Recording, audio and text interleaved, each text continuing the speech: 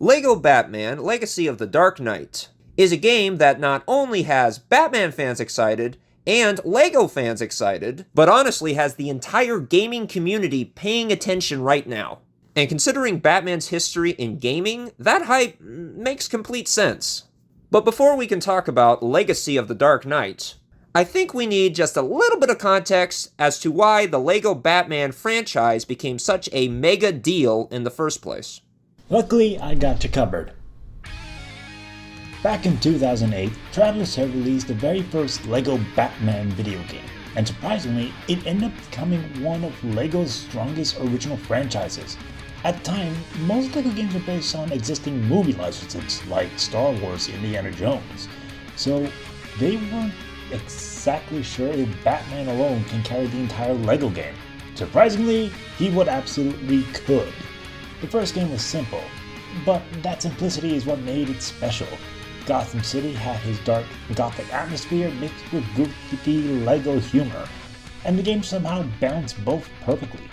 You have Batman and Robin fighting through Arkham breakouts, Joker schemes, Penguin robberies, Riddler puzzles, all while silently pantomiming because none of the characters could actually talk yet. And honestly, that silence somehow made it even funnier. Then, in 2012, Travelers dropped LEGO Batman 2, DC Superheroes, and that game completely changed everything for LEGO games. Not only was the first LEGO game with full voice acting, but it also finally broke the old Batman-only formula in majority of DC gaming with Superman, Wonder Woman, Green Lantern, Flash, and the rest of the Justice League. For the first time, players could freely explore Gotham City in an open world while hearing the actual dialogue and interacting with massive DC universe. And let's be real, everybody loved flying around as Superman hearing the John Williams theme.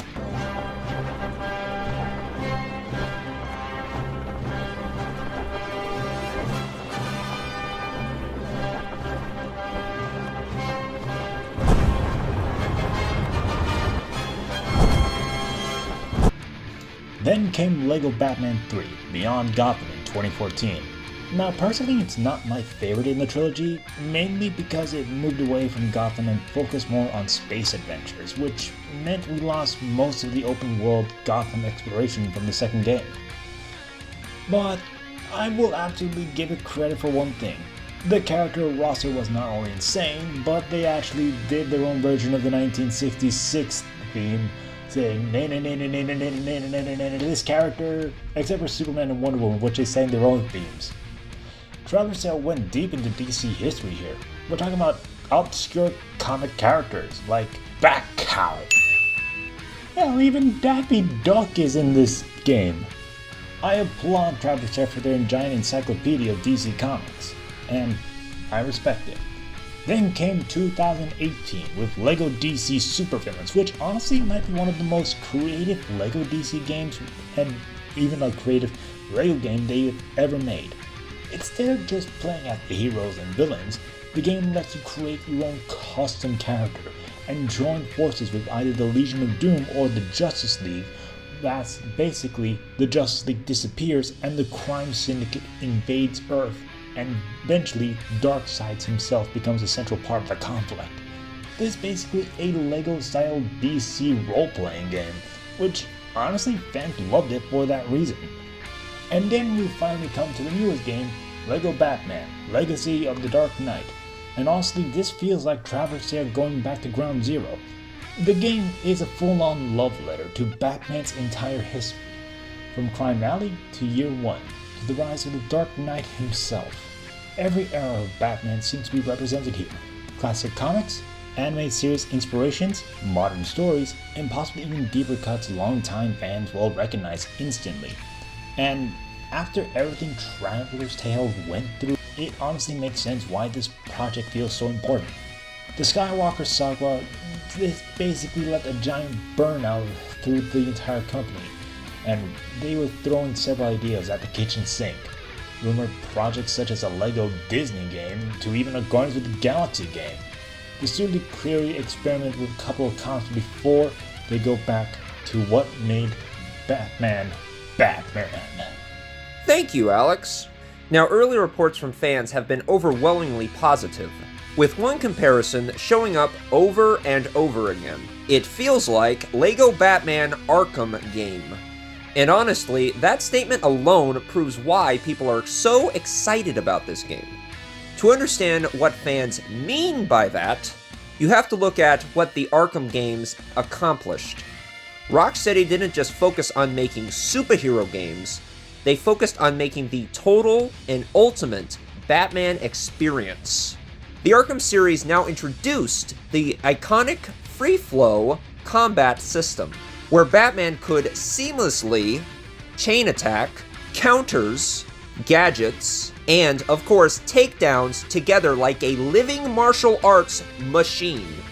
Then there was the stealth gameplay, where you could truly feel like a predator hiding in the shadows, suddenly taking down enemies one by one as criminals panicked around the room. And of course, transversal became a huge part of Batman's identity. Using the grappling gun to launch across rooftops, gliding through Gotham's skyline, diving between buildings, and eventually tearing through the streets in the Batmobile, the Arkham games made simply moving around Gotham feel incredible. And from everything that fans are saying, LEGO Batman Legacies of the Dark Knight seems to be taking inspiration from all of that.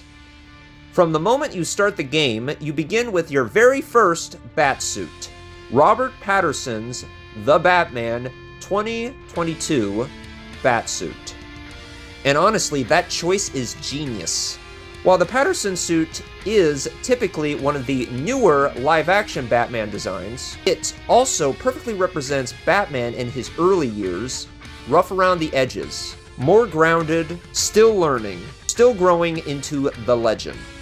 The Batmobile starts off the same way, less like a military tank in other descriptions, and more realistically like a brutalized, customized muscle car built by a vigilante who is, let's face it, still trying to figure things out as he goes along. But as the story progresses through different eras of Batman's history, the players slowly unlock new suits, gadgets, and other Batmobiles across decades of Batman media. And this is where the game becomes a true celebration of the Dark Knight. You can go from Michael Keaton's gothic 1989 Batman to Christian Bale's armored Dark Knight trilogy suit, from the sleek and gray black suit from Batman the Animated Series to the colorful insanity of Batman Brave and the Bold. Every single version of Batman feels like a different chapter in the character's history. And honestly, that's what makes this concept more exciting. It's not just another LEGO game. It's a playable museum of Batman's entire legacy. I think a museum is pretty much underselling it. This feels like a Batman Smithsonian, because the amount of history packed into this game is ridiculous. And it's not just Batman getting all the attention. The playable character roster goes deep into the Bat family and Gotham mythos. Of course, you got Robin, Nightwing, Catwoman, Batgirl, Commissioner Gordon, and even Talia al Ghul as a fully playable character, each with their own abilities, gadgets, animations, and alternate skins, pulled from decades of Batman history. You can either play as the iconic Teen Titans TV series Robin, or even New 52 Nightwing. You can throw in LEGO Movie Batgirl, or even Michelle Pfeiffer's Batman Returns Catwoman. And honestly, that's part of the charm. The developers clearly understand the love that Batman fans have for this, and also several decades and interpretations of the iconic Dark Knight, whether people grow with the Burton films, whether people grow with the animated series, Christopher Nolan, the Arkham games, Batman Brave and the Bold. Instead of choosing one specific history of Batman, they just embrace everything that is Batman. And of course, the Batman villains reference several movies, comics, or animated shows. We got Tommy Lee Jones' version of Two-Face, Arnold Schwarzenegger Mr. Freeze, Danny DeVito Penguin, Bane coming straight out of The Dark Knight Rises, Joker, well, depends, there are several versions of the Joker in this game, and Firefly from Batman the Animated Series. Is it goofy? Honestly, that's pretty much, it's a Lego game, but that's the Batman fandom in a nutshell. Batman franchise can one minute go from a dark, grounded comic book such as The Long Halloween, but then you get goofy, craziest moments that is out of this world. For example, when Batman fights someone like Killer Croc or Poison Ivy. And somehow LEGO understands the balance perfectly. The main story actually starts at ground zero of the entire Batman legacy. We start with young Bruce Wayne running through Wayne Manor, excited to get ready to head out to the movies with his parents, Thomas and Martha Wayne. It's one of the few moments in Batman history where everything feels warm and normal.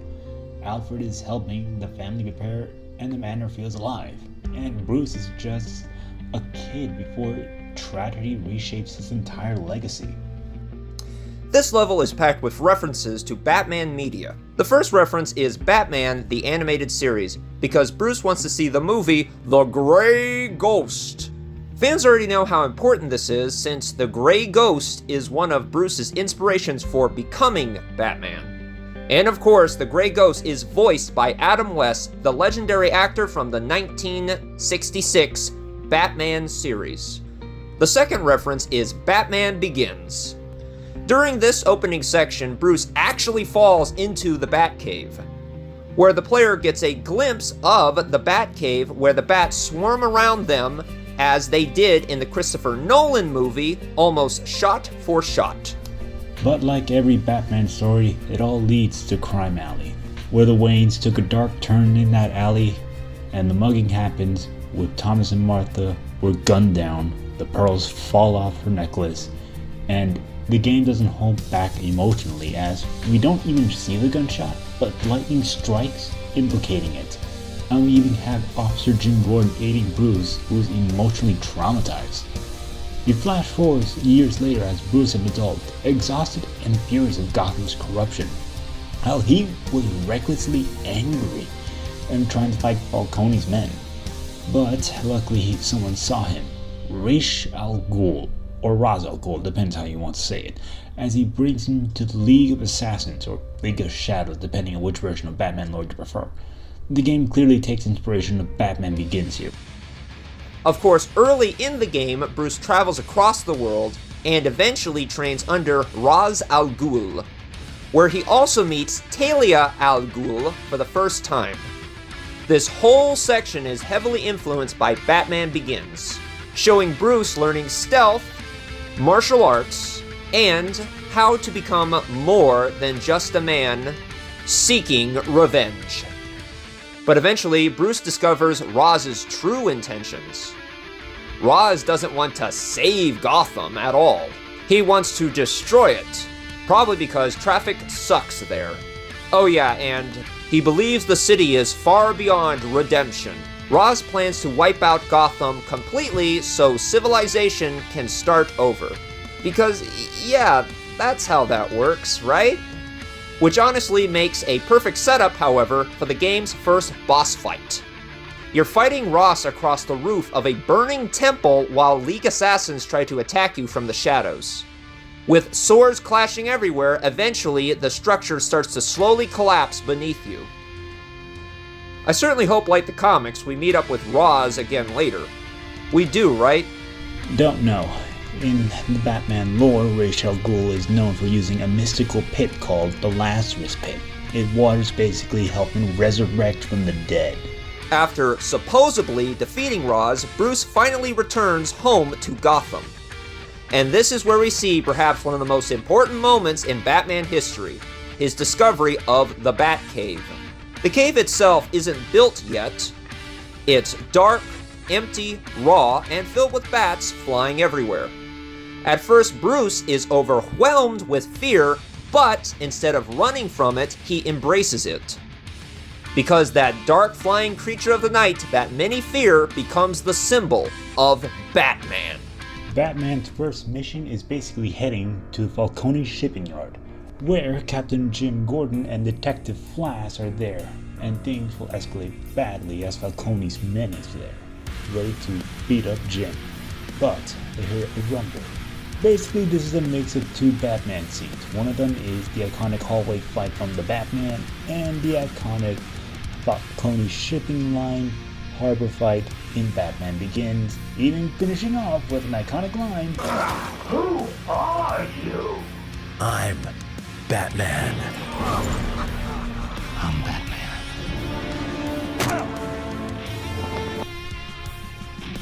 After earning Gordon's trust, we basically start hunting down Falcone. And basically the only person we know who has a lead on him is Flash. And we get to recreate the iconic Batman Begins "swear to me" interrogation. Who's your contact? Tell me. I don't know his name, but he drives a real nice purple sports car. That's all I know. I swear. Swear to me.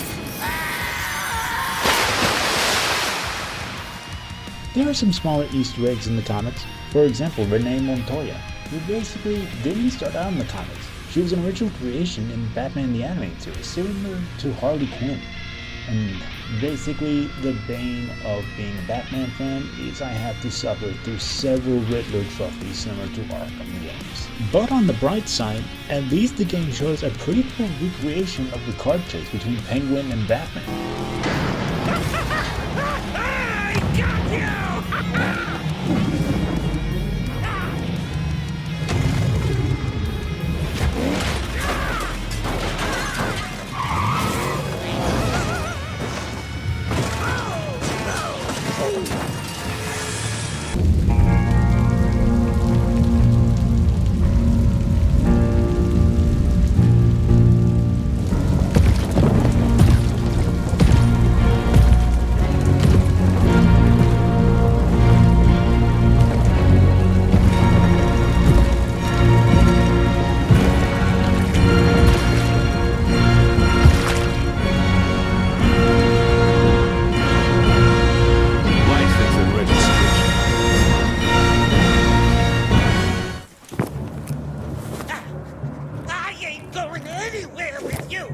Eventually, Batman tracks Carmine Falcone down to Penguin's nightclub, the Iceberg Lounge. Now, there are many, and I mean many, interpretations of Falcone throughout Batman media. This version is mostly inspired by the Batman. He's calm, manipulative, and acts more like a kingpin rather than a loud supervillain.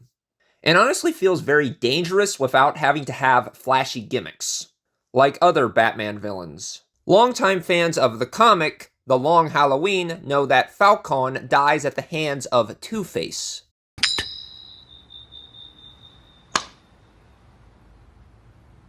Guilty. No! No! Thankfully, this is still a Lego game, so we don't have to worry about things being that dark. What we do have to worry about, however, is Red Hood. Because Batman discovers that Red Hood has been smuggling drugs throughout Gotham by using giant shipments of stuffed teddy bears that he hides the narcotics in, which is both hilarious and is kind of a callback to Batman Begins. The problem is, however, that Bruce still doesn't have the technology to fully analyze the chemicals.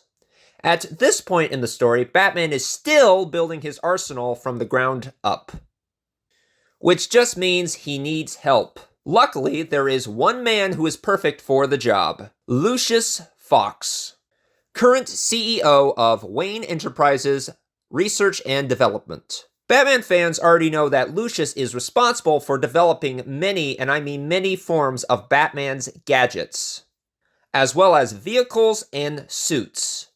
And of course, most Batman fans will recognize him from the Nolan trilogy, as he was played by Morgan Freeman. And honestly, the game leans into that version of Lucius. He's calm, intelligent, and slightly amused by Bruce's insanity, and constantly questioning why anybody would need military-grade technology for spelunking. But eventually, Batman finds out that Red Hood is making his drugs in Ace Chemicals, which immediately sets alarms to longtime Batman fans, as this is an obvious reference to 2, Batman stories, one of which is the obvious Killing Joke, where basically we know about the origins of the Joker. And believe me, there are moments where Joker doesn't even know his own origin, considering that he said he would rather have his origins be multiple choice. But the only thing we do know is that due to him being the Red Hood, he falls into a vat of chemicals. Another reference is Batman's Tim Burton's 1989.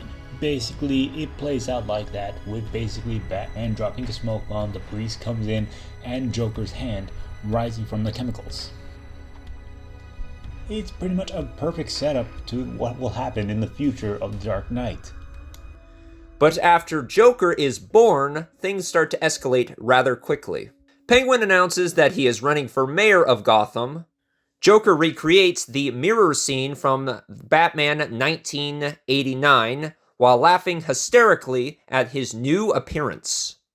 And Gotham starts transitioning from organized crime to full supervillain chaos. This is where basically we explore more of the game, where basically we introduce one of the greatest mechanics, the Batcave expansion machine. The more points you collect, and basically you expand more of the Batcave, one of which is the suit display hall, basically the background you see behind me. And the more levels you complete, and you get more Batsuits, and especially buy more in Batmite's store.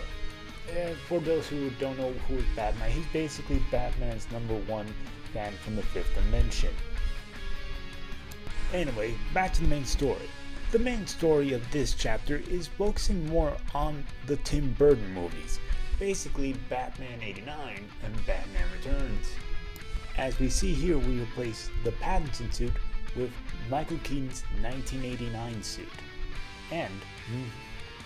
And of course, it escalates to a horrible, chaotic moment where basically City Hall is attacked by clowns, and one of the main targets was Harvey Dent, as he was attacked with pie, lemon water, a defibrillator in the face, getting knocked out on the ground on his left side, and another pie in the face. Okay, this is actually pretty funny of how Two-Face was created, because in the comics he was splashed by acid in court by Sal Maroni. This was also used in the comic The Long Halloween and the movie Batman Forever. But as we investigate more, we are introduced to the next playable character, Catwoman. Specifically debuting in her Batman Returns Michelle Pfeiffer suit, and even doing her iconic introduction by backflipping so many times and saying the word meow.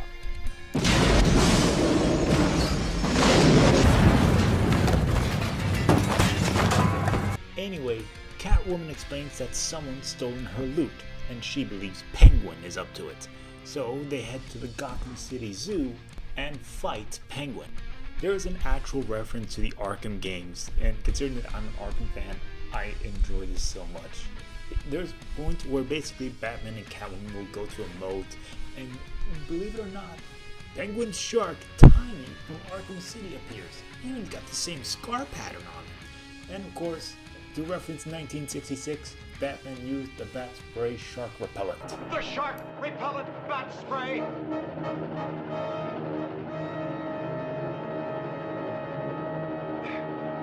And of course, this is a reference to Batman Returns. And basically you have to fight Penguin, who's in the giant mobile duck. And surprise, Penguin doesn't have her loot. Here's a little reference to newer Batman fans.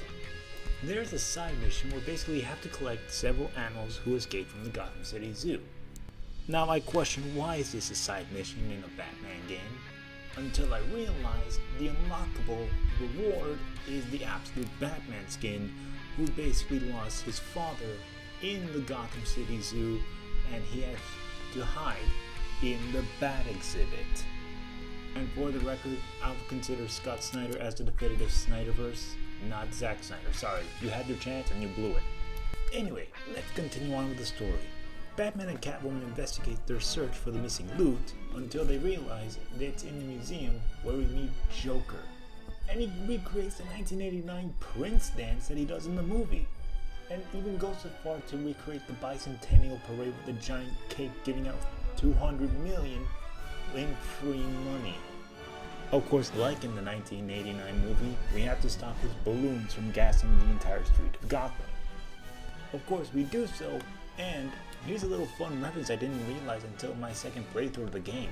Once Joker falls from the cake, he actually gains newer scars, turning his face from Jack Nicholson to Heath Ledger. Now we know the answer where we got his scars. You wanna know how I got these scars? And we're gonna stop right here and basically continue on with the second part of this review. We hope you enjoy, and as always, follow us for some likes, comment, and subscribe to the channel for more content.